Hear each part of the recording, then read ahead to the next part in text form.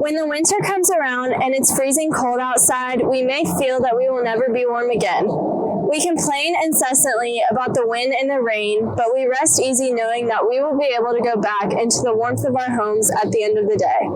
For thousands of people in Atlanta, there is no such rest.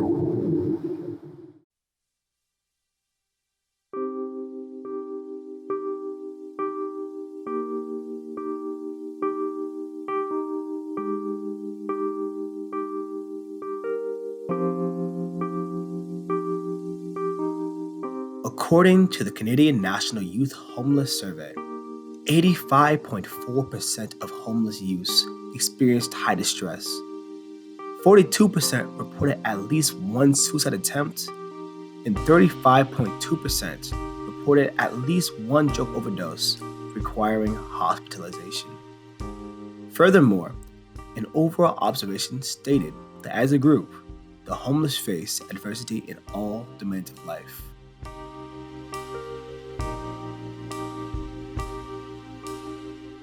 In 2019, there have been 4,183 homeless people in Atlanta. Walking through the streets of downtown, this fact is obvious. Even though the city of Atlanta has worked to battle this issue of homelessness, and the number of homeless per year has been reduced to 21% since 2015, there are still many left in the cold or in unstable temporary shelters. Shelters are typically dirty, and there is a question of safety with the great range of people that stay in shelters. Even though there are typically open beds at homeless shelters, the conditions force many homeless people to see their only option as the streets.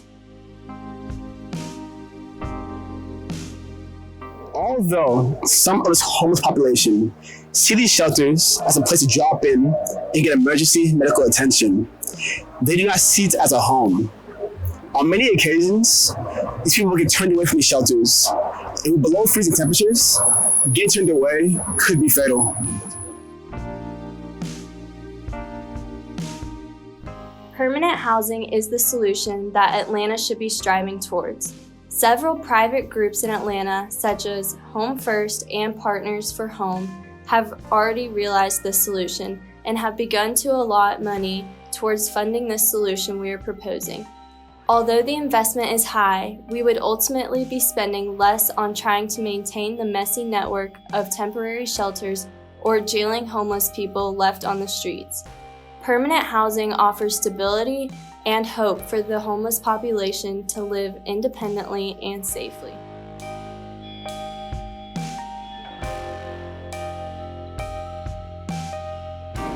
So we are proposing 100 apartment permanent units to account for development costs, debts, future expenses, and rents. This should cost around $10 million, but this can be covered through proposed money from existing private donors within Atlanta and through the government.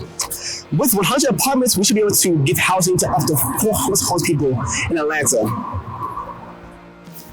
We would prioritize families, as there is a lack of women's and children's shelters in Atlanta. Rent would cost around 20% of a family's income, leaving money for groceries and other needs. The housing unit will be located in the empty lot next to Cosby Spirit High Rise, another low-income housing unit near the Emory Hospital. Less than a mile away is the closest MARTA station, which allows for easy transportation to work. There's both a Publix and a Family Dollar store nearby for groceries. What separates this permanent homeless housing unit from other low-income housing is the counseling and rehabilitative services that will be offered.